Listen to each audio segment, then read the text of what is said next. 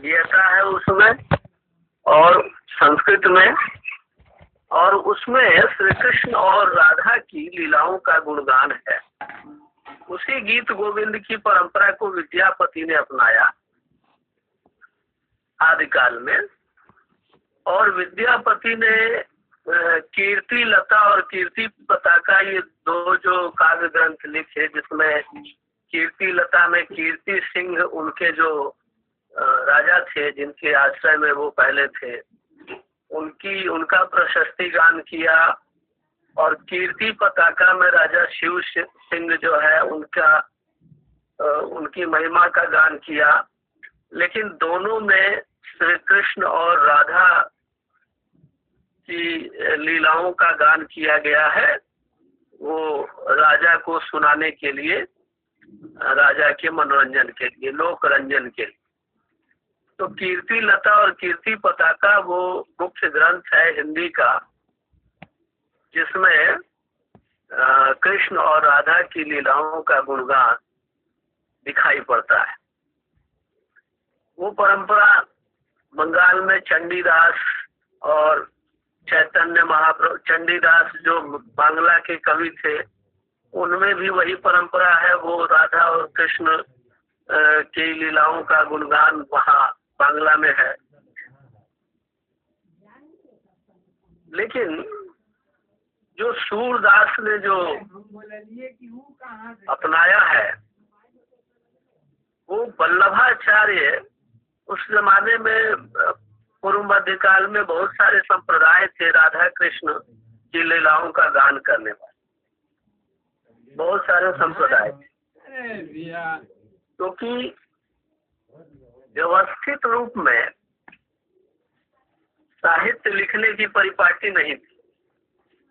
ये सारा जो साहित्य लिखा गया है, ये भक्ति के माध्यम से उभर के आया है, और भक्ति में मंगलाचरण, भक्ति उनकी कैसी थी, जैसे कोई मंदिर मठ या आश्रम में रहते थे और मंगलाचरण करना, फिर मंगलाचरण करने के बाद श्रृंगार करना भगवान का, फिर उसके बाद ग्वाल का मतलब होता है वहाँ पे गौओं को चराने के लिए जाना, इसका वर्णन। फिर राजयोग, वो राजा है कृष्ण तो दरबार में सुशोभित हो रहे हैं, फिर उत्थापन, उनको जगाना दृष्टांत से, उनको भोग कराना, और संध्या के समय संध्या आरती, और फिर शयन। ये पूरी एक प्रक्रिया थी मंदिरों में, आश्रमों में, जो श्री कृष्ण और राधा के मंदिर थे ब्रज भूमि में, खास करके जितने मंदिर थे इस तरह के, उसमें ये एक मंदिरों की एक पूरी की पूरी पूजा की पद्धति थी, जो मंगलाचरण से शुरू होती थी सुबह, और ये रात के शयन तक, भगवान को सुलाने तक ये चलता था। तो ये भक्ति थी, और इसी भक्ति की, ये साक्षात भक्ति थी, ये कोई साहित्य लिखने के लिए भक्ति नहीं की जा रही। और इसी भक्ति को करते हुए उन लोगों ने कुछ कीर्तन लिख दिए, कुछ भजन लिख दिए, कुछ पद लिख दिए, या बोले गाया उसको, और फिर उनके शिष्यों ने लिखा। तो इस तरह से कुछ पदों की रचना हो गई और बाद में उसको संकलित कर लिया गया। तो इनके साहित्य के केंद्र में भक्ति थी। ये कोई साहित्य लिखने के लिए साहित्य नहीं लिख रहा है। और उस समय ऐसे बहुत सारे संप्रदाय थे जो राधा कृष्ण की लीलाओं का गुणगान करते थे। अब राम की लीला का गुणगान जो है, वो तो तुलसीदास से श्रेष्ठ रूप में किसी ने नहीं किया, और राम को माना गया कि वो लोक रक्षक स्वरूप है। लोक रक्षा के निमित्त राम का अवतार हुआ। अब प्रश्न यहाँ उठता है कि क्या कृष्ण का जो अवतार हुआ वो भी विष्णु के ही अवतार हैं? तो कृष्ण के चरित्र में क्या लोक रक्षा का भाव नहीं है? क्या केवल लोक रंजन का ही भाव है? बताइए। कृष्ण के चरित्र में लोक रक्षक या लोक रक्षा का भाव है कि नहीं है?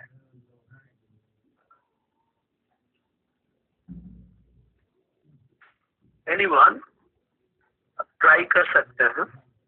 सर लोक रक्षा का भाव तो है ये, तभी उन्होंने महाभारत में भी पांडवों और उसके युद्ध में जो भी है भूमिका निभाई, और आम जीवन को भी वो जैसा होना चाहिए वैसा बनाने के लिए, यानी कि शायद उनके भी दिमाग में था कि राम राज्य हो जाए, इसलिए कुरीतियों को दूर किया जाए और अच्छाइयों को लाया जाए। जी सर, जब द्रौपदी का वस्त्र हरण हो रही थी तो उस समय श्री कृष्ण ने ही तो सहायता की थी। ये भी लोक रक्षा का उदाहरण है। तो ऐसे तमाम उदाहरण है। राम ने तो जितने राक्षसों का संहार किया उसको आप गिन सकते हैं, लेकिन कृष्ण ने बचपन से ही वो शुरू हो गए, दूध पीते ही पूतना राक्षसी को मार डाला जी, और बकासुर का वध कर दिया, और न जाने कितने राक्षसों का, कंस का वध हुआ, जरासंध का वध करवाया, और ऐसे न जाने कितने राक्षसों का वध जो है कृष्ण ने किया है या करवाया है। और महाभारत युद्ध में भी वो ये मान करके कि वो सत्य और न्याय के और धर्म के पक्ष में खड़े हैं, तो पांडवों के साथ सारथी बन करके, अर्जुन के सारथी बन करके और युद्ध भूमि में रहते हैं। वहां भी जो है एक पक्षधरता है उनकी कि सत्य और धर्म की और न्याय की पक्षधरता है। उसकी पक्षधरता की वजह से वो शांति संदेश लेकर के दुर्योधन की सभा में गए थे। तो श्री कृष्ण का जो कालिया नाग जो है उसका बचपन में ही उसका मान मर्दन करना, उसके फन पे नृत्य करना, ये सब लोक रक्षक स्वरूप ही है। अंतर क्या है कि राम के चरित्र में लोक रक्षक स्वरूप की प्रधानता है, वो केंद्र में है, बाकी परिधि पर है। लोक रंजन वहाँ परिधि पे है। यहाँ क्या है कि लोक रंजन केंद्र में है और लोक रक्षा का भाव है वो परिधि है। इसलिए श्री कृष्ण और राधा की लीलाओं का गान ज्यादा महत्वपूर्ण हो गया। और जो श्री कृष्ण का संघर्ष था, श्री कृष्ण ने जो युद्ध करवाया या श्री कृष्ण जो अन्याय के खिलाफ लड़ने की बात करते हैं, वो सब बातें दरकिनार हो गई। और गीता का उपदेश जो है, शांति का संदेश जो शांत रस में है, वो प्रमुख हो गया। तो ये प्रधानता का और अप्रधानता का सवाल है। लोक रक्षा का भाव दोनों चरित्रों में है और लोक रंजन का भाव भी दोनों चरित्रों में है। राम के चरित्र में लोक रंजन अति न्यून है, कम है। राम की लीलाएं जो है अगर आप देखें तो बचपन में थोड़ा सा है, ठुमक चलत रामचंद्र बाजत पैजनिया जो लिखा उन्होंने तुलसीदास ने, और अवधेश के द्वारे सकारे गई सुत गोद के पति लय निकटे, उसमें है। और यहाँ वहाँ दो बालक देखा अतिशय जानी हर्ष विशेष विशेखा, कौशल्या दो जगह बालक को देखती है, चक्कर में पड़ जाती है। राम दो जगह दिखाई पड़ते हैं। तो ये कुछ कुछ बाल लीलाएं उनकी हैं, लेकिन लीला जो है वो केंद्र में लोक रंजन की दृष्टि से कृष्ण और राधा की लीला ये केंद्र में है, कृष्ण काव्य के केंद्र में है। कृष्ण काव्य के जितने कवि मिलेंगे वो जरूर राधा और कृष्ण की या कृष्ण की लीलाओं का गान उनकी कविता में जरूर मिलेगा। अच्छा, आप देखें कि उस जमाने में पूर्व मध्यकाल में वल्लभाचार्य थे जिनके शिष्य थे सूरदास। वल्लभाचार्य जी प्रातः काल में अभी मोहन अंधेरा ही था कि वो यमुना नदी के किनारे स्नान के लिए जैसे ही निकले तो ब्रह्म वेला में खड़ाऊ पहन के, तो उनका पैर जो है वहाँ सीढ़ियों पे सूरदास सोए हुए थे, उनका पैर सूरदास के गर्दन पे पड़ गया। अब सूरदास लगे घिघियाने, तो उन्होंने वल्लभाचार्य ने कहा कि सूर भय के काहे को घिघियात हो, कछु भगवत लीला गान करो। ये उन्होंने ब्रजभाषा में कहा, इसके प्रमाण है।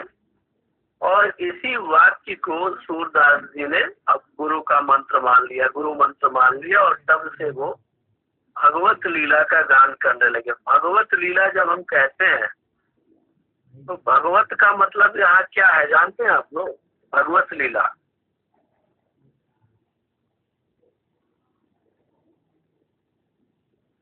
सर कृष्ण जी से ही होगा, मतलब भगवान के द्वारा की हुई लीला, वही भगवान के द्वारा की हुई लीला। जी सर। तो रामलीला भी भगवत लीला है।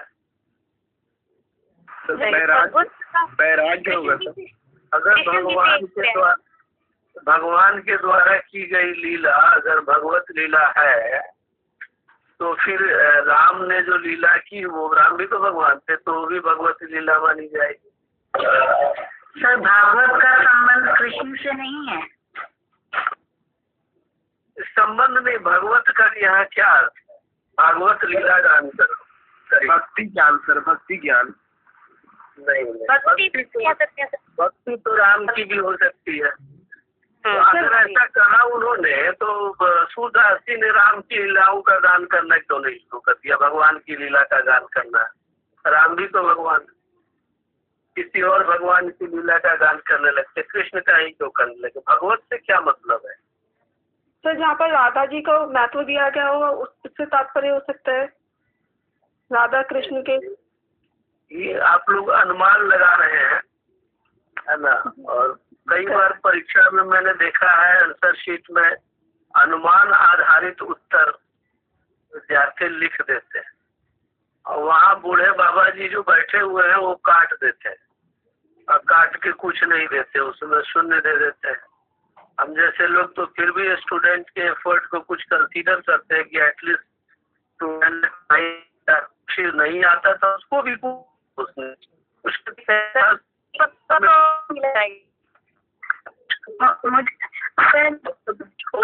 जैसे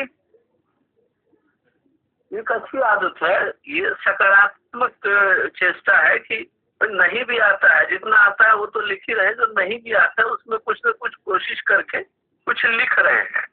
तो कोशिश तो की, उस एफर्ट को कम से कम अप्रिशिएट करते हुए कुछ नंबर हम जैसे लोग तो दे देते हैं, लेकिन बूढ़े बाबा जो बैठे हो तो सीधे काटते गए। भगवत का मतलब ये होता है, गलत लिखा। देखिए भगवत का यहाँ मतलब है श्रीमद् भागवत, क्योंकि कृष्ण काव्य जितना लिखा गया उन सब का उपजीव्य माने होता है आधार ग्रंथ, श्रीमद् भागवत है। श्रीमद् भागवत से ही के 10वें स्कंद और 11वें स्कंद को लेकर के महाभारत का 10वां स्कंद जो है वो श्रीमद् भागवत, और 11वां स्कंद जो है उसको लेकर के बहुत सारे कृष्ण काव्य लिखे गए। जो रास पंचाध्यायी नंददास ने लिखा वो भागवत के 11वें स्कंद से है, और 10वें स्कंद से भगवत लीला यानी श्री कृष्ण की लीलाओं का गान बहुत सारे कवियों ने किया। तो ये जितने कृष्ण काव्य के कवि हैं सबका उपजीव्य कहते हैं आधार ग्रंथ या स्रोत ग्रंथ, वो श्रीमद् भागवत है। तो श्रीमद् भागवत जो है उसको वो भगवत लीला कह रहे हैं कि भगवत लीला गान करो, और उसको उन्होंने गुरु मंत्र मान लिया। और वल्लभाचार्य जी जो थे उनका जो सिद्धांत था वो था शुद्ध अद्वैतवाद। शुद्ध अद्वैतवाद का मतलब होता है कि भगवान में और भक्त में कोई द्वैत ही नहीं है, एक ही है, दोनों एक ही है। ईश्वर और आत्मा और परमात्मा दोनों एक ही है, उसमें कोई अद्वैत नहीं है। सॉरी द्वैत नहीं है, भेद नहीं है। तो शुद्ध द्वैतवाद वल्लभाचार्य जी का था। और उसके बाद एक निम्बकाचार्य जी थे जिन्होंने निम्बार्क संप्रदाय की स्थापना की। और वल्लभाचार्य जी का जो संप्रदाय था उसे राधा वल्लभ संप्रदाय भी कहा गया, क्योंकि उसमें बाद में चल करके राधा की प्रधानता होगी। राधा कृष्ण आपने सुना होगा, कृष्ण राधा कहीं नहीं है, राधा कृष्ण, राधा कृष्ण। तो इसलिए राधा वल्लभ संप्रदाय उसका नाम बाद में पड़ गया। पहले था वल्लभ संप्रदाय गुरु वल्लभाचार्य जी के नाम पे था, बाद में राधा वल्लभ संप्रदाय बन गया, यानी राधा उसमें प्रधान हो गई। इसी तरह से चैतन्य महाप्रभु थे, उन्होंने गौड़ीय संप्रदाय बनाया। एक हित हरिवंश जी थे कवि, जिन्होंने हरिदासी या उसी को सखी संप्रदाय भी कहते हैं, सखी संप्रदाय, जिसमें सत्य भाव की भक्ति है। सत्य भाव की भक्ति सब में सारे कृष्ण कवि जो हैं, कृष्ण काव्य लिखने वाले श्री कृष्ण के सखा के रूप में स्वयं को देखते हैं। वो दास्य और स्वामी का भाव नहीं है, जो तो सेवक सेव्य भाव नहीं है, सेवक स्वामी का भाव नहीं है जो तुलसीदास के काव्य में है, राम काव्य में है। वो अपने प्रभु को स्वामी मानते हैं, खुद को सेवक मानते हैं। तो वो सेवक स्वामी भाव का की भक्ति है। यहाँ सख्य भाव है, सखा के रूप में, मित्र के रूप में रहे। और इनका जो मार्ग था वल्लभाचार्य जी का, वो पुष्टि मार्ग था। पुष्टि मार्ग का मतलब क्या है, किसी को पता है पुष्टि का क्या मतलब है? पुष्टि मार्ग सब जानकारी आपको रखनी पड़ेगी। अपन भाव सर,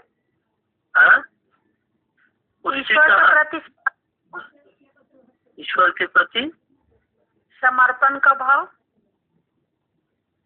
सर शुद्ध दैत्य होगा सर। शुद्ध दैत्य उनका सिद्धांत है वल्लभाचार्य जी का। शुद्ध दैत्य मत की जो साधना होती है सर, वल्लभाचार्य जो पुष्टि मार्ग चलाया था सर, क्या पुष्टि शब्द जो है पोषण से पुष्टि वो होता है ना, पोषण से। Yes sir. पोषण जानते हैं ना? तो पोषण जब किसी का भरण पोषण होता है, अन्न पोषण भरण पोषण, तो पोषण से पुष्टि बनना। अब तो सामान्य जीव है उनका पोषण भोजन से होता है, और जो भक्त है उनका पोषण ईश्वर की कृपा से होता है। वो कहते हैं भाई भोजन वोजन ईश्वर की कृपा रहेगी तो सब हो जाएगा, सारा पोषण हो जाएगा। वो जो प्रसाद भी ग्रहण करते हैं, भोजन भी ग्रहण करते, कहते हैं ये भोजन नहीं है, ये ईश्वर की कृपा है, ईश्वर का अनुग्रह है। वही उठाया, उस एक संत ने सुना होगा कि कृपा बरस रही है, जो कुछ है सब उसकी कृपा बरस रही है। कौन से एक संत है जो निर्मल बाबा, निर्मल बाबा है, कौन है? निर्मल बाबा, जो कहते कृपा बरस रही है, निर्मल बाबा सर, सुना है? हाँ, तो कृपा बरस रही है। तो कृपा अनुग्रह, ईश्वर की कृपा या ईश्वर का अनुग्रह, इसी को वो लोग पुष्टि मानते हैं। इसी से पोषण हो जाएगा, बाकी किसी सांसारिक जीव की कृपा की या अनुग्रह की कोई आवश्यकता नहीं है।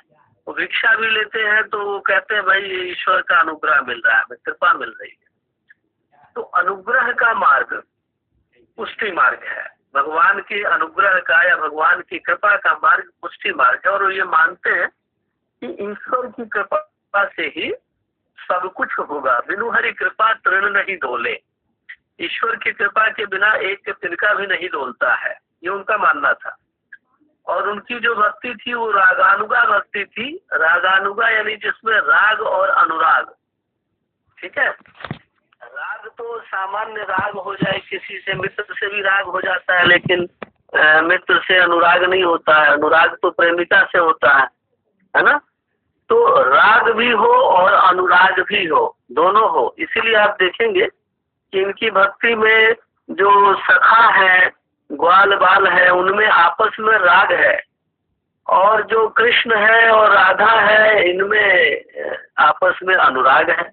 तो रागानुगा भक्ति का मतलब राग और अनुराग जिस भक्ति में घुला हुआ हो, मिला हुआ हो, इस तरह की भक्ति थी। ये सच्च भाव की भक्ति थी, ये पुष्टि मार्ग की भक्ति थी, जिसमें अनुग्रह या ईश्वर की कृपा को ही सर्वोपरि माना गया। और ये माना गया कि इस सृष्टि में जो कुछ भी हो रहा है, जो कुछ भी होगा, जो कुछ भी हुआ है, सब ईश्वर की कृपा से ही संभव है। बिनु हरि कृपा तृण नहीं डोले। तो ये पुष्टि मार्ग के जो कवि, जो वल्लभाचार्य थे, इनके सिद्धांत को मानते हुए या अनुग्रह मार्ग को मानते हुए या शुद्ध अद्वैतवाद को मानते हुए 1500 ये अष्टछाप एक संस्था थी, उसका निर्माण हुआ। और अष्टछाप में 8 कवि थे। इसकी चर्चा रामचंद्र शुक्ल ने भी की है कि अष्टछाप के कवियों की 8 वीणाएं एक साथ झंकृत हो उठी, जिसमें सबसे सुरीली और मधुर झंकार अंधे कवि सूर की। तो अष्टछाप के जो कवि थे उसमें कुंभन दास, सूरदास, परमानंद दास, कृष्णदास, नंददास और चतुर्भुज दास, ये 6 तो दास थे। ये याद रखने का एक तरीका है कि 6 दास थे उसमें। कुंभन दास, सूरदास, परमानंद दास, कृष्णदास, नंददास, चतुर्भुज दास, ये 6 दास थे। और 2 इसमें स्वामी थे, चीत स्वामी और गोविंद स्वामी। इसमें कुंभन दास जी बड़े लोकप्रिय संत थे और सचमुच के संत थे, बड़े त्यागी संत थे। अकबर का जमाना था और कुंभन दास जी को का नाम अकबर ने सुना कि बहुत बड़े संत हैं, भिक्षा पर जीवित रहते हैं, कुछ लेते ही नहीं किसी से। तो बड़ी इच्छा हुई उनसे मिलने की। राजा थे, बादशाह थे, तो संत के पास नहीं गए, संत को ही अपने वहां निमंत्रण दिया कि आप यहाँ पर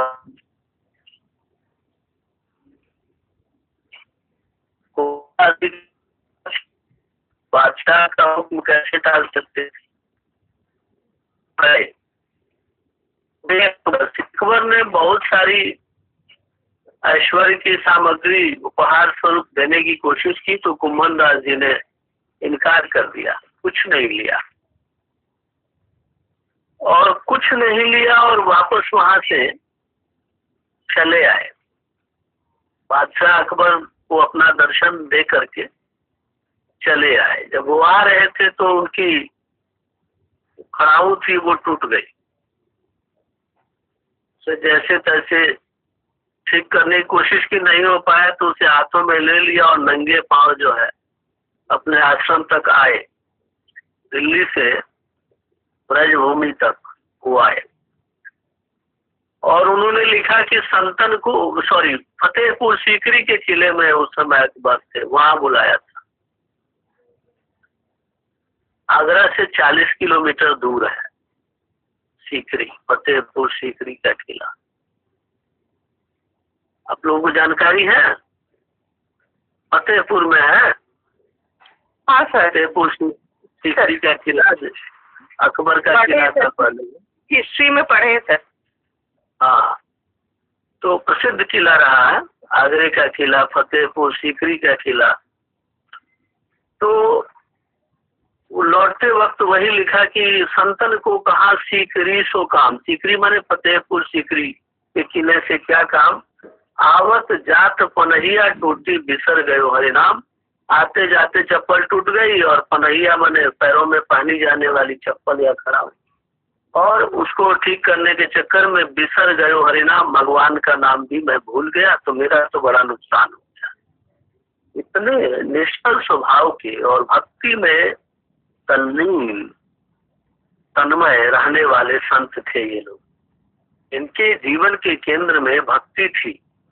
आज तो बहुत धूर्तता और बहुत चतुराई है हर जगह पर, भक्ति भी ओरिजिनल नहीं है, अब तो भक्ति में भी मिलावट है ना। लेकिन आप इस पे भरोसा कर सकते हैं कि जो पूर्व मध्य काल में जो जिन संतों के नाम आते हैं, उन्होंने निष्प्रह भाव से, निस्वार्थ भाव से, निश्चल भाव से, संपूर्ण समर्पित करते हुए ईश्वर को और ईश्वर की कृपा पर जीवित रहते हुए उन्होंने ईश्वर की भक्ति को ही एकमात्र जीवन का लक्ष्य माना, ईश्वर के अनुग्रह को ही जीवन का एकमात्र लक्ष्य माना और उसके सिवा किसी चीज की इच्छा उनके मन में रही ही नहीं। ऐसे तमाम संत हुए हैं और उनकी इसी निष्प्रहता, निश्चलता की वजह से उनका जो काव्य है, उन्होंने इतना उत्कृष्ट कोटि का भक्ति काव्य लिखा, अन्यथा वो लिख नहीं पाते। तो कुंभलनाथ, सूरदास के बारे में हम अंत में आएंगे। इसी तरह के कवि थे परमानंद दास, कृष्णदास, लेकिन इसमें नंददास जी जो है ज्यादा लोकप्रिय हुए। साहित्यिक दृष्टि से इनकी काव्य का महत्व ज्यादा है। जो रास पंचाध्यायी इन्होंने लिखा है, जिसमें श्री कृष्ण और राधा के रास की रास लीलाओं का गान है, वो बड़ा लोकप्रिय हुआ। तो इसमें 8 कवियों में कुंभलदास, सूरदास और नंददास ज्यादा लोकप्रिय हुए। और ये जितने कवि थे अष्टशाप के, ये सारे कवि उसी परंपरा में थे जिसको कहते हैं कि मंगलाचरण, श्रृंगार, ग्वाल, राजयोग, उत्थापन, भोग, संध्या, आरती और शयन, जो एक कीर्तन की परंपरा मठों में, आश्रमों में, मंदिरों में थी।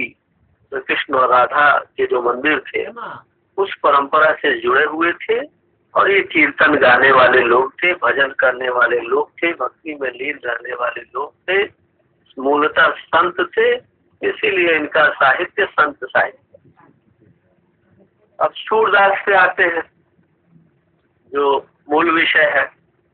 तो सूरदास जी जो है, ये आपको जान के आश्चर्य होगा कि भक्ति काल के 4 प्रमुख कवि थे, उसमें तुलसीदास भी ब्राह्मण और सूरदास भी ब्राह्मण। जो चले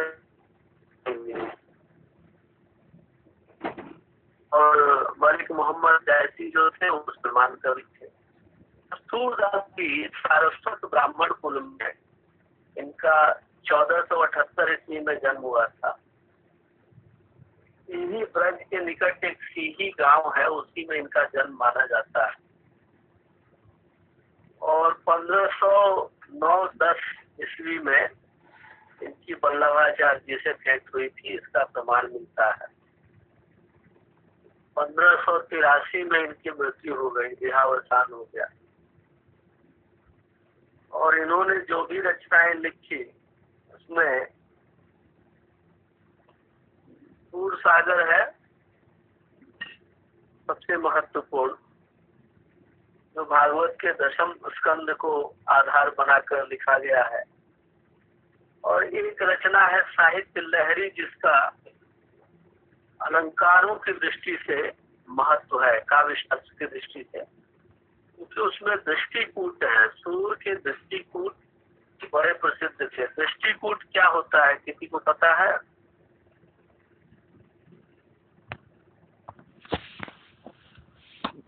नहीं सर।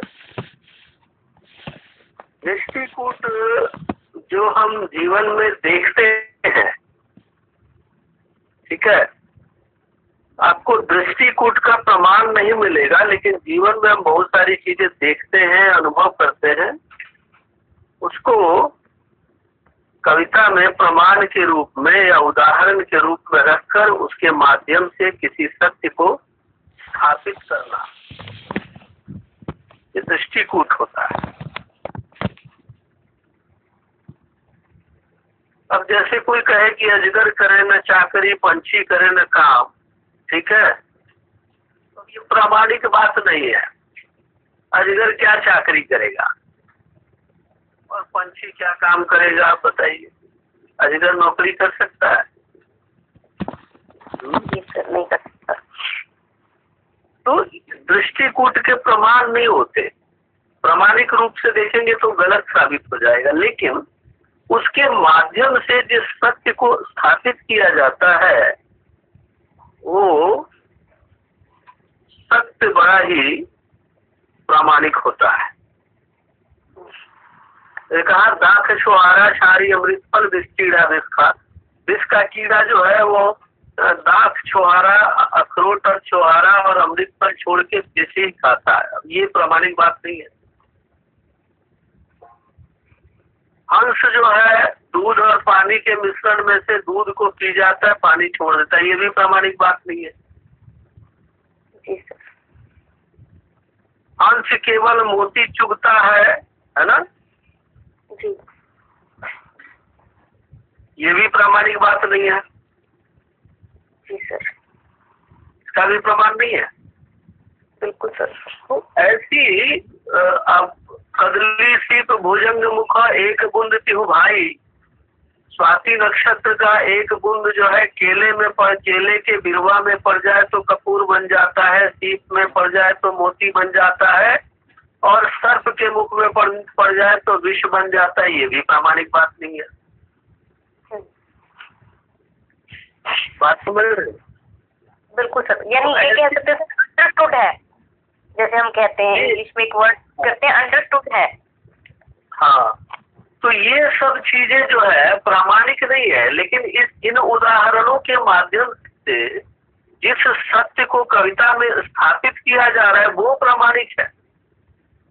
वो इस तरह प्रामाणिक है कि एक ही चीज की प्रतिक्रिया अलग अलग लोगों में अलग अलग तरह से होती है। एक चीज को सज्जन व्यक्ति अच्छे रूप में लेता है, दुर्जन व्यक्ति बुरे रूप में ग्रहण करता है। तो ये जो सत्य प्रतिपादित किया गया वो अपने आप में प्रामाणिक सत्य है, और इसकी प्रामाणिकता अनुभव सिद्ध है। ये अनुभव से सिद्ध है, इसलिए प्रामाणिक है। दृष्टि से सिद्ध है, खुद देखा गया है, खुद अनुभव किया गया है, इसलिए ये प्रामाणिक है। तो दृष्टिकूट ऐसे उदाहरणों के माध्यम से जो प्रामाणिक नहीं है, किंतु जो सत्य उनके माध्यम से उद्घाटित किए गए वो प्रामाणिक है। ऐसे दृष्टिकूट हुए, और दृष्टिकूट इसमें लहरें हैं। तो इस तरह से दो रचनाएं इनकी महत्वपूर्ण है। एक तीसरी रचना है जिसको लेकर के विवाद है कि वो सूर की रचना है या नहीं है ना, सूर लहरी। लेकिन सूर सागर तो प्रामाणिक रचना है, साहित्य लहरी। अब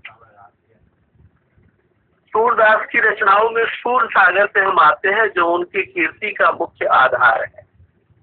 तो ये तो तय हुआ कि सूरदास जो थे वो वल्लभाचार्य जी के शिष्य थे, शुद्ध अद्वैतवाद के सिद्धांत को मानते थे, पुष्टि मार्ग को मानने वाले कवि थे। अब इनके इस पर भी विवाद है कि वो जन्मांध थे या नहीं थे, जन्म से ही अंधे थे या बाद में अंधे हुए। तो इसके बारे में दो मत मिलते हैं। एक मत तो ये है कि वो जन्म से ही अंधे थे, लेकिन फिर कुछ आलोचक कहते हैं कि भाई उनकी जो कविताएं हैं,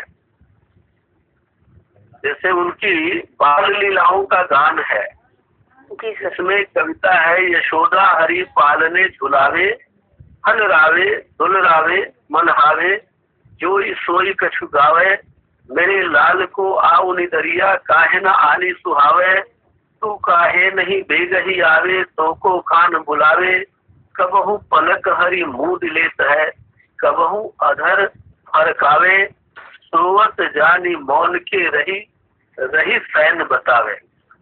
तो इसमें जो अंतिम दो पंक्तियां हैं कि कबहू पलक हरि मूद लेते हैं, कबहू अधर फरकावे, कभी पलके मूद लेते हैं, कभी ओठों को फरकाते हैं, और ये यशोदा जानती है कि सो रहे हैं, है ना, तो रह रह करके इशारों से वो कोशिश कर रहे हैं कि यशोदा को विश्वास हो जाए, बता रहे हैं अपने साइन से, अपने आंखों के इशारे से, आंखों को झपका करके कि वो सो रहे हैं, ठीक है, जबकि वो सो नहीं रहे। ओठ का फरकाना या अधरों का फरकाना या आंखों को बंद करना और कई बार थोड़ा सा खोल के फिर बंद कर लेना, तो ये और कुछ न बोलना, ये सब अभिनय है श्री कृष्ण का। अब जिस व्यक्ति ने गहराई से किसी बच्चे को, छोटे बच्चे को सोते हुए नहीं देखा हो, वो इतना सूक्ष्म चित्रण कैसे कर सकता है? है ना? बिल्कुल सर, ये विशेष दिमाग में आती है ये बात कि या तो उन्होंने देखा होगा या उनकी अनुभूति इतनी प्रबल है कि वो ऐसे महसूस कर सके। ये सुनी सुनाई बात पर तो कोई इस तरह का चित्रण, इतना सूक्ष्म चित्रण और इतना मनोविज्ञान सम्मत चित्रण, बाल मनोविज्ञान का इतना सुंदर ज्ञान, और ये कोई शास्त्रीय ज्ञान नहीं है कि साइकोलॉजी की किताब पढ़ करके सूरदास जी ने ऐसा ज्ञान लिया हो, ऐसा नहीं है। ये ऐसा लगता है जैसे उन्होंने बड़े करीब से देखा। और ऐसी तमाम कविताएं हैं जो इस बात को, जिससे पता चलता है, अगर रचना को आधार माने, कि सूरदास जी जन्म से अंधे नहीं रहे होंगे, बाद में अंधे हो गए होंगे। दुनिया उन्होंने देखी थी। देखिए अब एक दूसरा मत आता है कि जन्म से अंधे नहीं थे, वो बाद में अंधे हो गए, तो उसका उसके पीछे एक दंत कथा आती है, एक कहानी आती है कि वो जमुना नदी के किनारे जो है एक सीढ़ी पर बैठते थे, तो वहाँ एक युवती प्रतिदिन पानी भरने के लिए कलश लेके आती थी। तो उस युवती को ये बराबर देख, वो बहुत सुंदर थी, तो उसको देख करके ये थोड़े मुग्ध हो गए। धीरे धीरे आसक्ति आने लगी मन में, जबकि संत का स्वभाव अनासक्ति होना चाहिए संत में। तो इनको लगा कि इसको देखने से मेरी तपस्या भंग हो रही है, मेरी भक्ति में बाधा पड़ रही है, तो सारे फसाद की जड़ ये आंखें ही हैं, जिसकी वजह से मैं इस पर से नजर नहीं हटा पाता, इसको देखने के लिए विवश हो जाता हूँ, ये इतनी सुंदर है। तो उन्होंने सुआ लेकर के अपनी आंखें फोड़ ली और तब से वो अंधे हो गए। एक मत ये भी प्रचलित है। अब दोनों में सच क्या है ये नहीं कहा जा सकता, लेकिन ये दोनों के अंधे होने के बारे में मैंने भी एक कहानी सुनी है सूरदास जी के अंधे होने का, कि सूरदास जी श्री कृष्ण के बाल रूप को देखकर वो अत्यंत प्रसन्न हुए थे और वो कह रहे थे कि नहीं, अब इसके इस रूप सौंदर्य के बाद अब मुझे कुछ दृश्य देखना नहीं है, इसलिए उन्होंने अपने आंखें फोड़ ली थी। ये सही है सर? अब सही तो ना, तीनों में कौन सी सही है ये कोई नहीं बता सकता। कि जो भी हमारे पास इन तीनों मतों में से किसी के भी प्रमाण नहीं, ये केवल अनुमानित सत्य है, जैसे हम अनुमान लगाते हैं। क्योंकि सर सूरदास जी के बाल वर्णन में उन्होंने लिखा है कि घुटनु छरत रेणु तन मंडित मुख दिलेप किए, लट लटकानी माधव मधुगन मधोस किए। तो अगर उनकी आंखें ना होती तो वो इतने अच्छे मनोरम वर्णन नहीं कर पाते।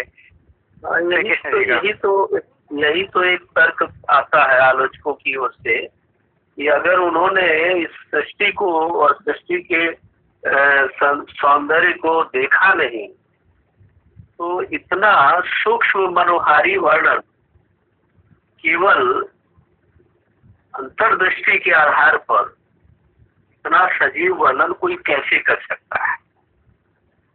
ये तर्क दिया आलोचकों ने, और इस तर्क के आधार पर उन्होंने माना कि जन्मांध नहीं होंगे, बाद में अंधे हो गए होंगे। अब अंधे होने के कारण क्या थे, इसको लेके विवाद है कि बाद में किस वजह से अंधे हुए, इसको लेके तरह तरह की कहानियां हैं, लेकिन यही लगता है कि वो बाद में अंधे हुए थे, उनकी रचनाओं होती। ठीक है, अब आते हैं कि सूरदास का जो काव्य है, इसमें सूर सागर मुख्य है। दो तीन बातें हैं इसमें। एक तो वात्सल्य रस को उन्होंने रसों का राजा बना दिया सूरदास ने। वात्सल्य रस का इतना सूक्ष्म और मनोविज्ञान सम्मत वर्णन किया कि उसके पहले हिंदी साहित्य में वात्सल्य रस जैसा कोई रस नहीं स्वीकृत हुआ था काव्य शास्त्र में। लेकिन वात्सल्य रस अपने आप में एक रस के रूप में स्वीकृत हो गया सूर की रचनाओं के बाद। और ये वात्सल्य रस आता है श्री कृष्ण का जो जन्म होता है वहां से शुरू हो जाता है। उनके जन्म की कथा से लेकर के जो आपको पता है कि वसुदेव और देवकी ये पति पत्नी, इनकी 8वीं संतान कंस का संहार करेगी ऐसी भविष्यवाणी हुई, देववाणी हुई। और उसको सुन करके कंस ने सोचा कि इनकी 8वीं संतान जो है वो जीवित रहेगी तब तो मुझे मारेगी। तो उन दोनों को जेल में डाल दिया, वसुदेव को और नंद को, वसुदेव को और उनको देवकी को। और जन्म होते चले गए, एक बच्चे की वो हत्या करता गया। बाल हत्या को सबसे बड़ा अपराध माना गया उस जमाने में, तो बाल हत्या का दोषी था वो। और फिर 7वीं संतान हुई तो उसने वो हाथों से फिसल गई और उसने कहा कि तू मुझे क्या मार रहा है, तुझे मारने वाला पैदा हो चुका है। और श्री कृष्ण का जन्म हुआ तो सारे पहरेदार सो गए और नंद जो है वो वसुदेव जी जो है वो लेकर के, वसुदेव जी टोकरी में लेकर के, और वो यमुना जी का जलस्तर बढ़ा हुआ है क्योंकि वर्षा भी हो रही है, और उसको लेकर के जा करके बाबा नंद के वहां यशोदा के पास छोड़े आते हैं और वही उनका पालन पोषण होता है।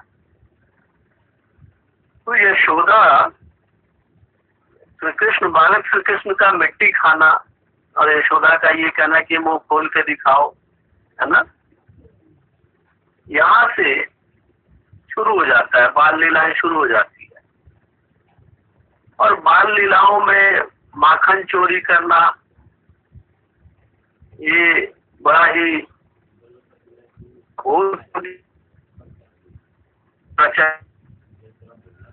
कि गोपी के वहां बार बार बगल में उसका घर था, जाकर के माखन खा जा। कितनी बार शिकायत की लेकिन यशोदा उसको पति आती नहीं थी, यानी विश्वास नहीं करती थी। और उसके बाद मैया मोरी मैं नहीं माखन खायो, है ना। और फिर उन्होंने कहा कि बाल बाल सब बैर पड़े हैं, बरबस मुख लपटायो, तू जननी मन की अति घोरी, इनके कहे पति आयो, ये तेरे कछु भेद उपजी है, जानी पर आयो जायो, है ना, यहाँ तक कह दिया उन्होंने। तो विश्वास दिलाने के लिए यशोदा को कि मैंने माखन नहीं खाया है, तरह तरह की बातें कृष्ण कहते हैं। उसमें बड़ा ही वाक चातुर्य है, बोलने में बड़ी चतुराई है श्री कृष्ण, तरह तरह के तर्क। ऐसे ही वो जब गोपी की बात पर यशोदा ने विश्वास नहीं किया तो गोपी ने ठान लिया कि मैं इनको पकड़ूंगी। रात को चारपाई पे सो गई, थोड़ी दूर पे ही जहाँ मक्खन की हांडी रखी थी। तो कृष्ण 4 बजे ब्रह्म वेला में उठे और जाकर के मक्खन की हांडी में जैसे ही हाथ डाला तो सोई थी नहीं, उठ करके पकड़ लिया रंगे हाथों और लेकर के यशोदा के पास आई कि कहती थी कि तुम्हारा बेटा तो चोरी कर ही नहीं सकता, ये देखो आज मैंने पकड़ा है, हाथ में मक्खन भी लगा है, सबूत है, मक्खन की हांडी में इसने हाथ डाला है। तो श्री कृष्ण ने तर्क दिए। कृष्ण बालक श्री कृष्ण कहता है कि सुबह का वक्त था, अंधेरा था, तो मैं जान लो या घर आपनो है, साई ब्रह्म से यहाँ पता नहीं चला, दोनों घर आसपास है तो मुझे पता नहीं चला, मुझे लगा मैं अपने ही घर में हूँ।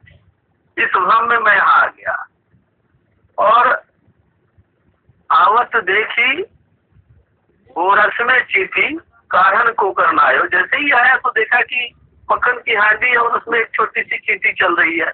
मुझे लगा वो चींटी तो इस मक्खन को खराब कर देगी, मर जाएगी। तो मैं उस चींटी को निकालने के लिए जैसे ही हाथ डाला ही था कि इन्होंने पकड़ लिया। मैं तो भलाई करने चला था, मक्खन खराब हो जाएगा तो चींटी निकाल रहा था, और इस तरह उन्होंने अपना बचाव किया। लेकिन सवाल ये उठता है कि इसको अंधेरे में ये नहीं दिखा कि अपना घर है कि दूसरे का घर है, उसको एक छोटी सी चींटी मक्खन की हांडी में कैसे दिख गई, है ना? तो यहाँ से कुंजी मिलती है सूरदास की कविताओं को पढ़ने की कुंजी, कि बालकों की बातों में आप तर्क मत ढूंढिए। बालकों की जो बातें होती है, बच्चों की जो बातें होती है, वो भोलेपन की बात होती है, वो मासूमियत की बात होती है, वो चंचलता की बात होती है। उसमें वाक चातुर्य तो होगा, लेकिन वो तर्क से सिद्ध नहीं होगा। तर्क मत ढूंढिए, तर्काश्रित बातें नहीं होती बच्चों की। बच्चों की बातों में मनोविज्ञान आप ढूंढ सकते हैं, बाल मनोविज्ञान ढूंढ सकते हैं, लेकिन तर्क नहीं, लॉजिक नहीं ढूंढिए। आप फिलॉसफी मत ढूंढिए उसमें। तो आप संपूर्ण सूरदास का जितना काव्य है वो तर्कों से आप उसको हृदयंगम नहीं कर सकते, उसके मर्म को नहीं समझ सकते। आप कहीं न कहीं वो भाव प्रवण कविताएं, अनुभूति, भावनाओं से सिद्ध कविताएं, इसलिए आप उस भावना को, बच्चे की जो भावना है उसको समझें, माँ की जो भावना है उसको समझें। और इस तरह आप देखेंगे कि जो बाल रूप का या बाल लीलाओं का जो गान किया, चाहे वो आप ग्वाल वालों के साथ गाय चराने जाते हैं, है ना, मैया मोही दाऊ बहुत खिंचायो, मोसो कहत मोल को लीनो तो है जसुमती कब जायो, है ना। तो ये दाऊ यानी बलदेव मुझे बार बार खिंचाते चिढ़ाते, कहते हैं कि तुझे तो खरीद के लाए हैं, तुझे यशोदा मैया ने कब जन्म दिया। और फिर वो गाय चराने के लिए जाते हैं तो कंबल कंधे पर और हाथों में लाठी, यह ले अपनी लकुटी कमरिया बहुत ही नाच नचायो, सूरदास तब यशोदा लय कंठ लगायो, है ना। भैया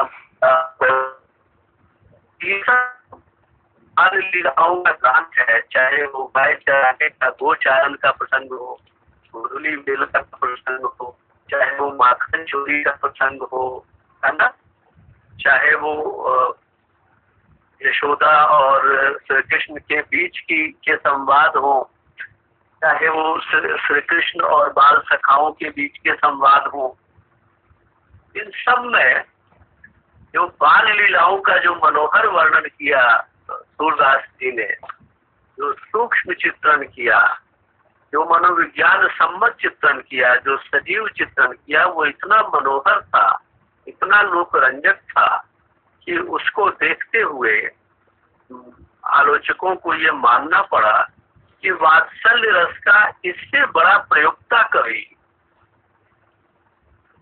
पूरे मध्यकाल में नहीं दिखता है, कोई नहीं। बाल मनोविज्ञान का इतना अनुभव सिद्ध उपयोग किसी ने नहीं किया। मतलब बाल मनोविज्ञान उनका शास्त्र सिद्ध नहीं है, अनुभव सिद्ध है। जैसे उन्होंने अनुभव की आंखों से देखा हो, अपनी आंखों से देखा हो, इस तरह का बाल मनोविज्ञान दिखाई पड़ता है। और तब से वात्सल्य को रसराज भी कहा जाने लगा था उस समय, और वात्सल्य रस को एक रस के रूप में स्वीकृति मिल गई। ये सूरदास की जो काव्य प्रतिभा थी उसका एक प्रमाण है कि वो कितना उत्कृष्ट था काव्य में, जो बाल लीलाओं का गान किया उन्होंने। उसको लेकर के वात्सल्य रस को एक रस के रूप में आचार्यों ने स्वीकृत कर दिया। तो पहली चीज तो ये है। दूसरी बात, सूर सागर में आप देखेंगे, सूर सागर का एक प्रसंग है भ्रमर गीत। आप लोगों ने, किसी ने पढ़ी है भ्रमर गीत?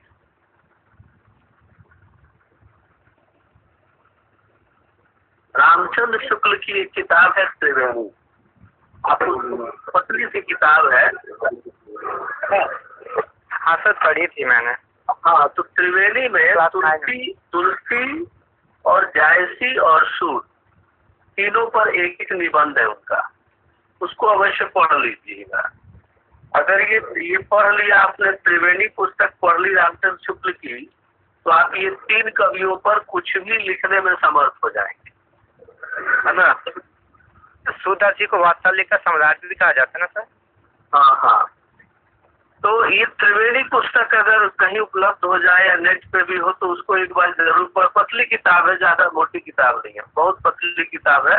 3 निबंध है उसमें, एक जायसी पर है, एक तुलसी पर है और एक सूर पे है। और इसको पढ़ लेने मात्र से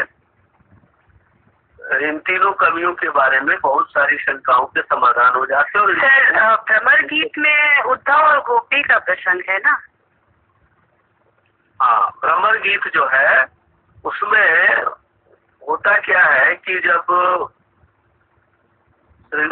सूरदास जी ने प्रेम के संयोग पक्ष का और वियोग पक्ष का दोनों का वर्णन किया, ठीक है, वियोग श्रृंगार संयोग श्रृंगार दोनों का वर्णन किया है। और संयोग श्रृंगार में राधा और राधा की जो सखियां हैं, ललिता विशाखा जो भी हैं, उन सब के साथ रास नृत्य करने का वर्णन है, ठीक है। नंददास जी ने जो रास पंचाध्यायी लिखा वो उसी रास नृत्य को केंद्र में रख के लिखा। तो रास नृत्य का वर्णन है, वो संयोग श्रृंगार है। जो भी समय राधा का कृष्ण के साथ गुजरता है, चाहे वो बांसुरी बजा रहे हैं, बगल में राधा खड़ी है, या गोपियां आसपास हैं और वो बांसुरी बजा रहे हैं, गौवे चरना भूल जाती है, तो कृष्ण और राधा का प्रेम है, मिलन है, उत्सुकता है, प्रतीक्षा है, अधीरता है, ये सब जो भाव है राधा के मन में या गोपियों के मन में श्री कृष्ण को लेकर के जो अनुराग है, राग है, इन सब का वर्णन संयोग श्रृंगार में हुआ है। लेकिन सूर सागर का सबसे महत्वपूर्ण अंश वो योग श्रृंगार वाला है, जिसमें श्री कृष्ण मथुरा जब चले जाते हैं, है ना, राजकाज से, तो मथुरा जब जाते हैं तो मथुरा जाते उन्होंने दीदी कितने वो वापस आ जाए, लेकिन वो नहीं आए। अवंती, वो जो अवधि थी वो आने की उसी की आशा में गोपियां थी, वो अवधि भी बीत गई, है ना। बरसत निष्दिन बरसत नैन हमारे, है ना, सदा रहती पावस ऋतु हम पे जब से श्याम सिधारे। और कंचुक नहीं सुखत सुन सजनी उर्बिच बहत बना रहे, कहना कहो श्याम घन सुंदर विकल होत अति भारे, सूरदास प्रभु अम्बु बढ़े हुए गोकुल लेहु उबारे। तो ये जो श्री कृष्ण के मथुरा चले जाने पर गोपियों की जो विरह व्यथा है, इसमें आंखों से आंसू इतने बहते हैं कि आंखों के काजल धुल जाते हैं, हृदय के बीच से जैसे आंसुओं का परनाला बह रहा हो, और जो कंचुकी है, जो अंतिम वस्त्र है, वो भी गीला हो जाता है और इतना आंसू बहता है कि अब वो कहती है कि अब तो जैसे गोकुल में बाढ़ ही आ जाएगी। और जब भी बाढ़ आई तो इंद्र का कोप हुआ और बाढ़ जैसी स्थिति हुई तो श्री कृष्ण ने ही गोवर्धन पर्वत को उठा करके सबको बचाया, रक्षा की। तो उसी का उदाहरण देखिए, वो कहती है कि सूरदास प्रभु अम्बु बढ़े है गोकुल लेहु उबारे। गोकुल को इस विरह व्यथा की या आंसुओं की बाढ़ से अब आप ही उबार सकते हैं, आप ही बचा सकते हैं। निष्ठ दिन बरसत नयन हमारे। इसी तरह से एक कविता है, मधुबन तुमकत रहत हरे, विरह वियोग श्याम सुंदर के ठाढ़े क्यों न जरे।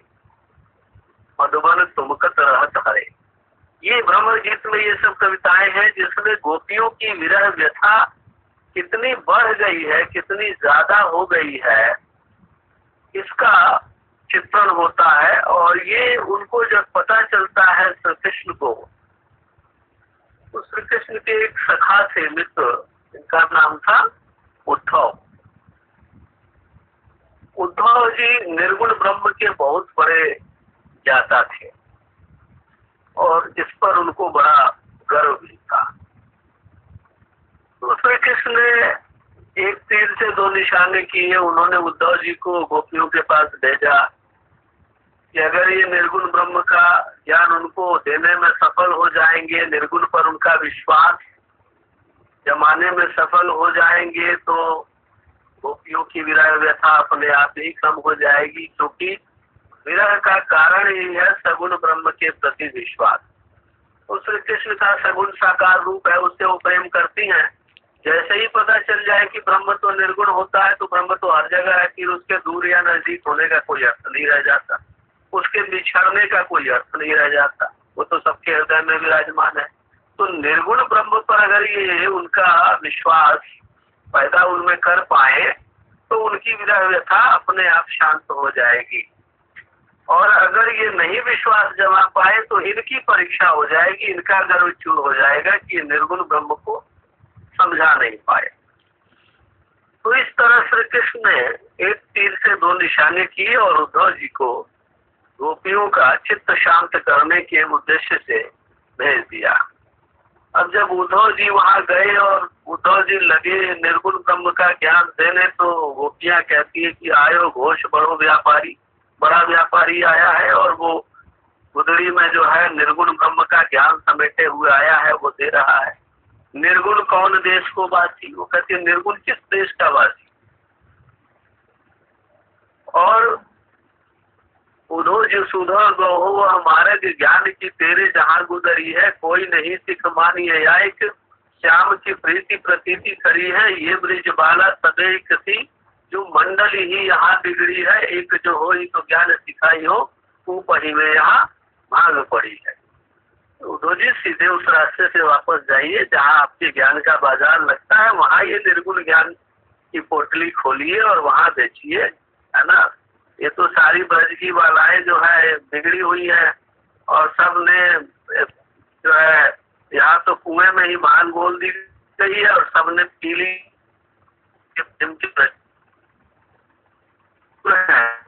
इनको निर्गुण ब्रह्म का ज्ञान देने का कोई लाभ नहीं है।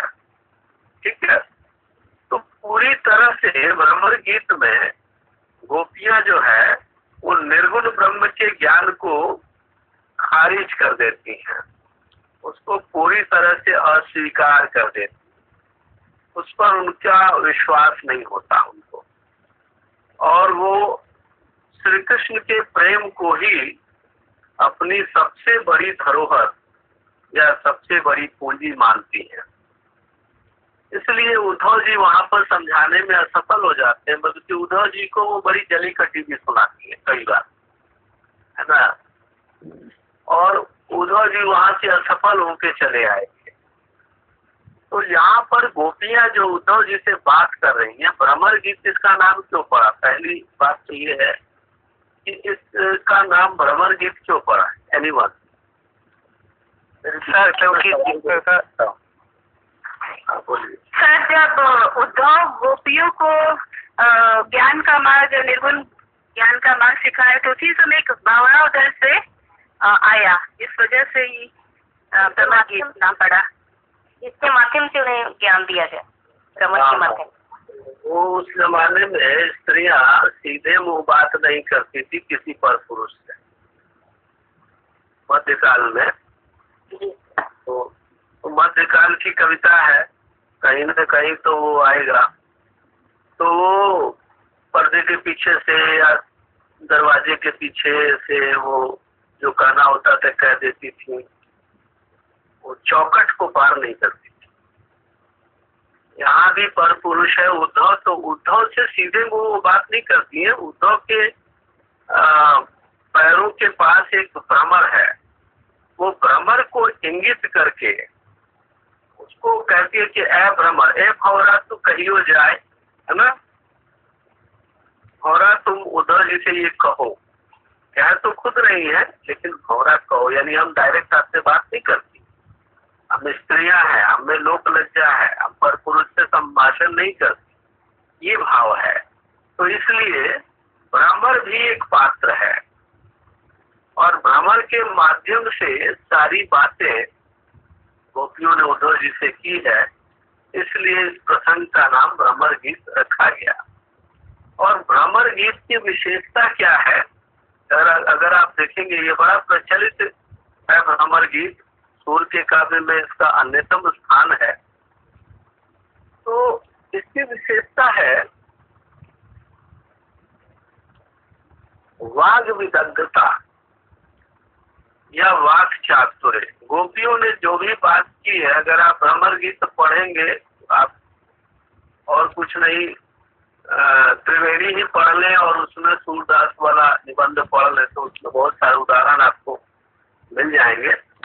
तो गोपियों की बातों में जो चतुराई है, जो वाक चातुर्य है, जो वक्रोक्ति है, जो वाग विदग्धता है, वाग विदग्धता कहते हैं बातों से ही जला देना, दग्ध माने होता है जलाना, है ना, बातों से ही किसी को जला देना, ये भी एक कला है। बातों से खुश कर देना भी एक कला है, बातों से जला देना भी एक कला है, ये वाग विदग्धता है। सर ये प्रवृत्ति जो है सर, जो बोले मध्य काल वाला, जो महिलाओं के मतलब पर पुरुष से, या फिर वही प्रवृत्ति अभी भी है सर। जैसे लोकसभा में सभापति महोदय को कह के संबोधित करके किसी दूसरे को उत्तर देते हैं, तो वो उत्तर, जैसे लोकसभा में जो भी सांसद वगैरह होते हैं ना सर, वो क्या करते हैं कि डायरेक्ट प्रतिपक्ष और विपक्ष प्रश्न नहीं करते हैं आपस में, वह अपने प्रश्न को सुनाते तो हैं सत्ता पक्ष को, अगर विपक्ष कोई प्रश्न करता है तो वह सत्ता पक्ष को सुनाते हैं, लेकिन वह संबोधित किससे करते हैं, वो जो अध्यक्ष होते हैं उनको करते हैं। फिर जो प्रतिपक्ष वाला जो उत्तर देता है वह भी अध्यक्ष को संबोधित करके उत्तर देता है। तो यही प्रवृत्ति मतलब थोड़ा सा वहाँ कारण दूसरा है।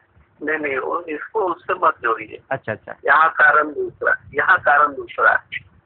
यहाँ क्या है, यहाँ ये भाव छिपा है कि इस संसद में, सदन में जो भी कार्रवाई चल रही है, उस पूरी कार्रवाई का निर्देशन कार्रवाई है, में चल रही है और उस सब के लिए उत्तर है। इसलिए हर बार जो है सभापति को भी संबोधित करके कोई भी बात चली जाती है। यहाँ ये भाव है, वहाँ का भाव अलग था। वहाँ भाव ये था कि मध्यकालीन स्त्रियां जो थी, आप जानते हैं इस बात को कि वो चौखट से बाहर नहीं जाती थी, जाती भी थी तो बड़े घरों की औरतें रथ में बैठ करके या वो डोली में हार लेकर के अंदर पर्दा लगा हुआ वैसे जाती थी, और किसी पर पुरुष से वो बात नहीं करती थी, और करे भी तो चौखट के पीछे, दरवाजे के पीछे खड़ी होकर के बात करे, है ना, सामने चेहरा नहीं या घूंघट की ओर से बात करे। तो ये मध्यकाल में स्त्रियों की ये स्थिति थी, जिसका असर आपको दिखाई पड़ेगा कि उद्धव की ये जो गोपियां हैं सूर्य की, वो भी सीधे सीधे बात नहीं करती उद्धव जी से, वो भ्रमर का सहारा लेती है, और इसीलिए भ्रमर भी एक पात्र हो गया उसमें, और इसीलिए इसका नाम भ्रमर गीत पड़ा। तो भ्रमर गीत, हाँ सर, इसमें हम लोग जो पढ़े थे कभी, तो उसमें तो ये भी बोला गया था कि गोपियां उसको मतलब उद्धव को मार पीट के उनके नयन लक्ष्य को बिगाड़ कर भेज देती हैं, तो चौखट के बाहर अगर नहीं निकलेंगी तो ऐसा तो कहीं नहीं है कि उन्होंने कहीं उन पर वार किया है, ऐसा नहीं है। वो शब्दों से ही, शब्दों से हाँ, शब्दों से। वाग विदग्धता का मतलब ही यही है, वाक माने वाणी और विदग्ध यानी विशेष रूप से जलाना, बातों से विशेष रूप से जलाने का भाव, वाग विदग्धता। तो वाग विदग्धता के लिए प्रसिद्ध है भ्रमर गीत, वाक चातुर्य के लिए यानी बोलने में चतुराई के लिए प्रसिद्ध है भ्रमर गीत। इसी को कहते हैं वक्रोक्ति। काव्य शास्त्रीय भाषा में, क्योंकि वाक्य चातुर्य और वाग विदग्धता ये काव्य शास्त्रीय शब्द नहीं है, लेकिन ये बड़े अप्रोप्रिएट वर्ड है उसके लिए, उस प्रसंग के लिए। तो अगर काव्य शास्त्रीय भाषा में इसी को लोग कहते हैं कि वक्रोक्ति का प्रयोग, उन तक में जो वक्रोक्ति संप्रदाय चला, वक्रोक्ति का प्रयोग है यहाँ काव्य शास्त्रीय भाषा में अगर आप कहें तो, और नहीं भी कहें तो वाग विदग्धता शब्द अपने आप में पर्याप्त है कि गोपियों ने वाग विदग्धता का परिचय दिया है, वाक्य चातुर्य का परिचय दिया है, और उनकी वाग विदग्धता और वाक्य चातुर्य की वजह से जो व्यंजना उसमें आई है, क्योंकि वाग विदग्धता व्यंजना से होती है, लक्षणा से या व्यंजना से होती है। अभिधा में वाग विदग्धता नहीं आएगी, अभिधा में वक्रोक्ति कभी नहीं आएगी। सीधे सीधे बात कहें तो वक्रोक्ति कहाँ। तो इस कारण भ्रमर गीत जो है वो ज्यादा लोकप्रिय हुआ, तो उसमें वाक् चातुर्य है, वाग विदग्धता है, इस दृष्टि से उसका महत्व है। तो वियोग श्रृंगार में विरह व्यथा का जो चित्रण है, गोपियों की विरह व्यथा का चित्रण है, वो भी बड़ा मार्मिक है। और जो उन्होंने उद्धव जी पर या उनके निर्गुण ब्रह्म के ज्ञान पर जो व्यंग्य किया है, जहाँ वाग विदग्धता है, वाग चातुर्य है, वो प्रसंग भी अपने आप में अनूठा है। तो इसीलिए भ्रमर गीत को कहा गया कि भ्रमर गीत जो है पूरे सूर सागर की आत्मा है, उसका मूल है। ये इसको इस रूप में समझना चाहिए कि वियोग श्रृंगार के काव्य में भ्रमर गीत जो है वो सबसे ज्यादा महत्वपूर्ण है सूर सागर के अंतर्गत। अब अगर देखें कि सूरदास की जो भक्ति है वो माधुर्य भक्ति है। सच्चे भाव की भक्ति में माधुर्य होता है, मधुरता होती है। सखा भाव की भक्ति है, माधुर्य भक्ति है, प्रेम के संयोग और वियोग पक्ष का वर्णन है, और यह सब श्री कृष्ण और राधा की लीलाओं के गान के माध्यम से हुआ है। ब्रज भाषा का जो प्रयोग किया सूरदास ने, तो ब्रज भाषा को एक साहित्यिक ऊंचाई, एक क्लासिकल जो गरिमा है, जो शास्त्रीय गरिमा है, उस गरिमा तक ले गए ब्रज भाषा को। जो उसमें तत्सम शब्दों का भी प्रयोग किया उन्होंने, जैसे तुलसीदास जी ने अवधी भाषा से निखरे का प्रयोग किया, और संस्कृत के शब्दों का भी, तत्सम शब्दों का भी तुलसीदास जी ने उसके साथ प्रयोग किया, ईश्वर शब्दों का प्रयोग किया। वैसे ही सूरदास जी ने ब्रज भाषा का जो प्रयोग किया है, ये ब्रज भाषा को एक साहित्यिक कोटि का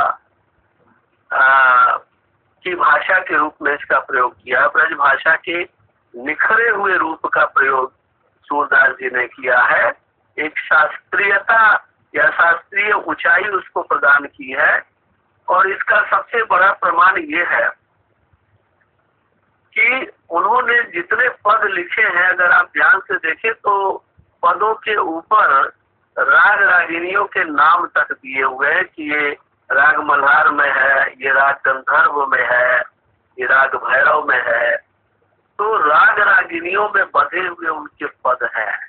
इससे पता चलता है कि उनके जो पद हैं सूरदास के, वो शास्त्रीय संगीत की परंपरा से जुड़े हुए पद हैं। उसे राग रागिनियों में गाया जा सकता है, और उसी स्तर की उसकी भाषा भी उन्होंने लिख दी है। तो इस तरह से राग रागिनियों का प्रयोग और गीयता, ये सूर के समस्त काव्य की एक विशेषता है। दूसरी विशेषता है सूर के काव्य की कि सूर के काव्य में भाव प्रवणता है, भावात्मकता है। सूर के काव्य को आप तर्क से नहीं देख सकते। इस तर्क से तो आप तुलसी के काव्य को भी तो तर्क लगाने लगते हैं, वो तो आस्था का विषय है। आप नहीं मानते हैं, अगर आप में आस्था नहीं है तो पूरा का पूरा रामचरितमानस गलत सिद्ध हो जाएगा। आपको अगर अवतार में विश्वास नहीं है तो राम के जन्म पे ही विश्वास नहीं होगा, बाकी बात छोड़िए।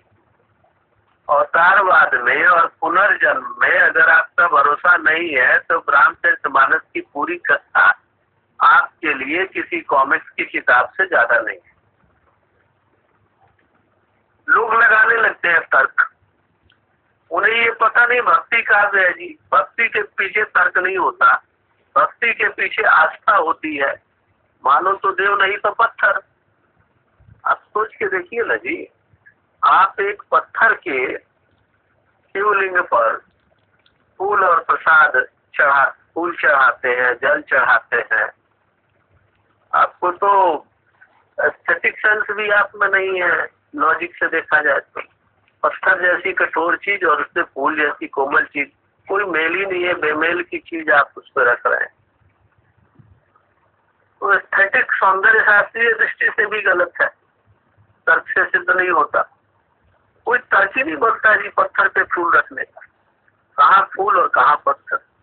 लेकिन ये आपकी आस्था है जो दो विरोधी चीजों में, विरोधी प्रकृति की चीजों में मेल करा देती है। आपकी श्रद्धा है, तो भक्ति के पीछे श्रद्धा होती है, भक्ति के पीछे आस्था होती है, भक्ति के पीछे भावना होती है। भावना, आस्था, श्रद्धा, ये भक्ति के पीछे राग होता है। ईश्वर के प्रति राग, ईश्वर के प्रति अनुराग, ईश्वर के प्रति आसक्ति और जगत के प्रति अनासक्ति, ये भक्ति के मूल है। ये इसको ढूंढना चाहिए कि इसका, इस भाव का, अनासक्ति भाव का और ईश्वर के प्रति आसक्ति भाव का, ईश्वर के प्रति राग का, अनुराग का, ईश्वर के प्रति निष्ठा का, ईश्वर के प्रति समर्पण का, ईश्वर के प्रति त्याग का, ईश्वर के प्रति प्रेम का कितना सजीव चित्रण हुआ है। ये भक्ति काव्य के उत्कृष्ट होने की कसौटी है, तर्क नहीं है। लोग गलत जगह गलत टूल लगा देते हैं और फिर कहते हैं कि ये तो साबित ही नहीं हो पाया। हर चीज का जवाब तर्क से नहीं मिलेगा। और सूर काव्य में तो बिल्कुल नहीं। सूर का काव्य भाव प्रवण काव्य है, भावना सिक्त काव्य है।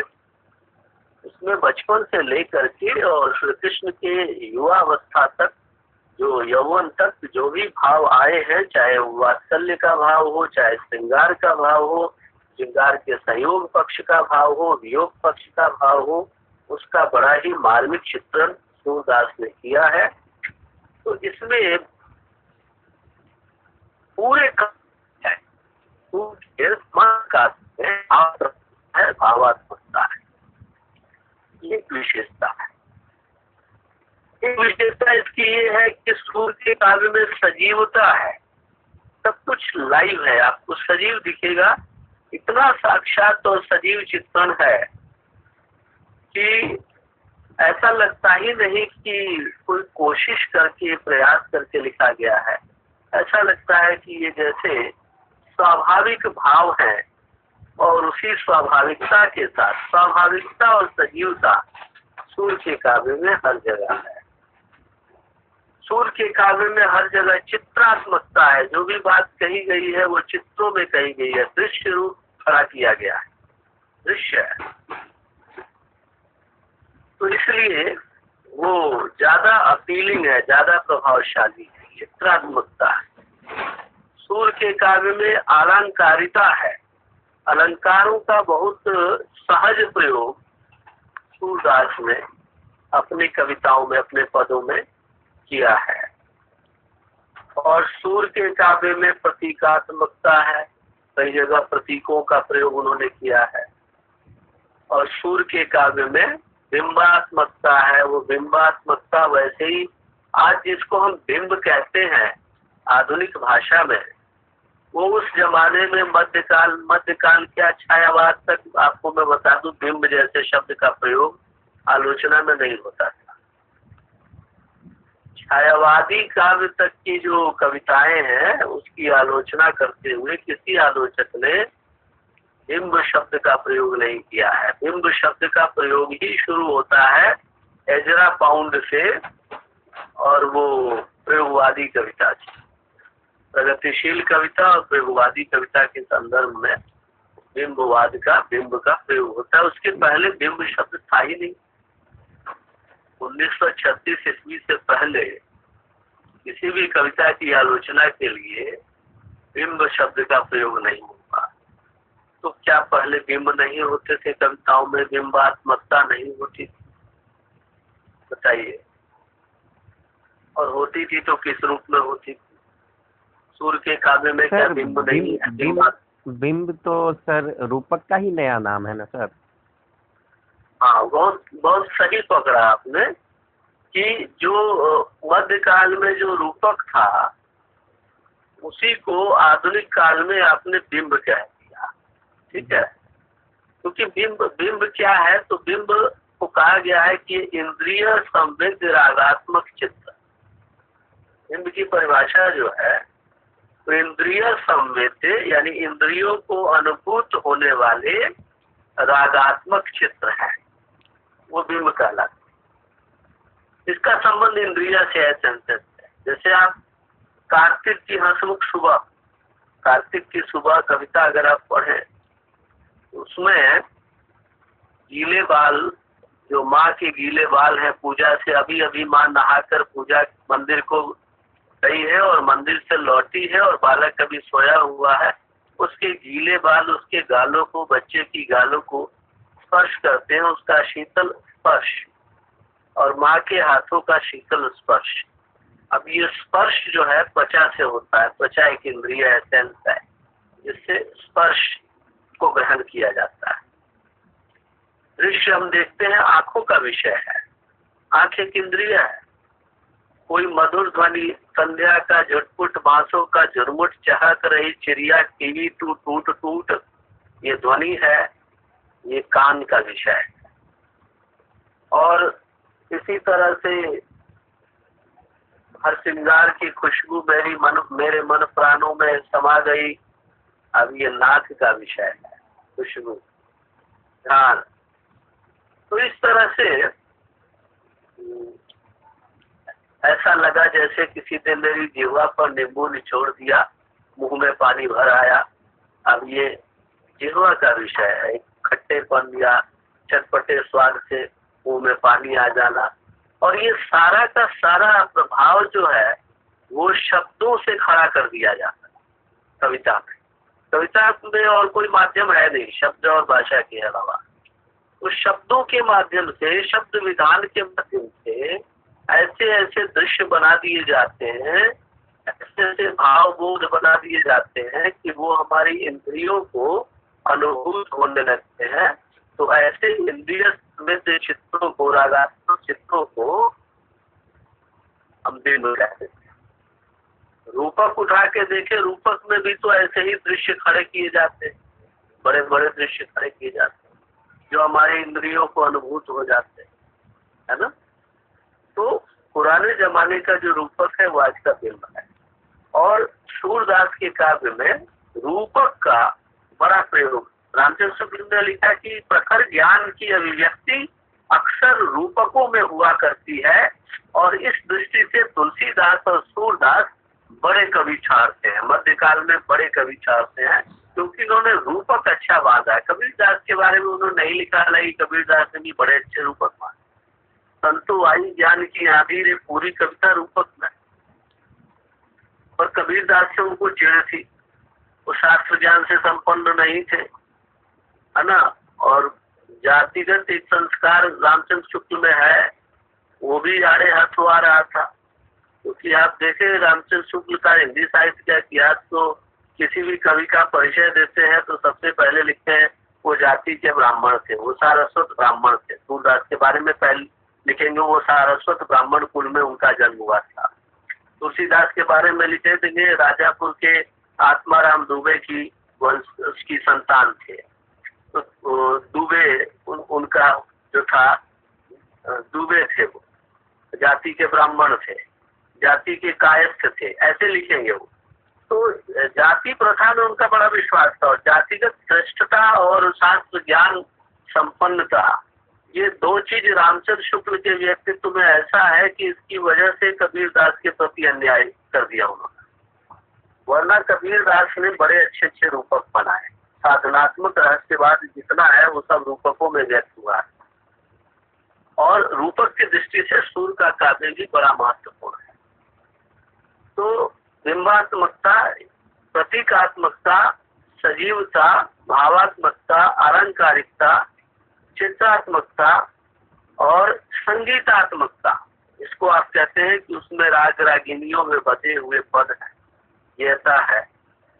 ये सारी विशेषताएं जो है सूर्य के काव्य की विशेषताएं हैं और इसकी वजह से सूर्य भक्ति काल की एक अद्वितीय कवि के रूप में सूर्य की तुलना आप किसी अन्य कवि से कर ही नहीं सकते। एक तो उन्होंने मुक्तक काव्य लिखा है, प्रबंध काव्य लिखा ही नहीं है, तुलसी से उनकी तुलना हो ही नहीं सकती।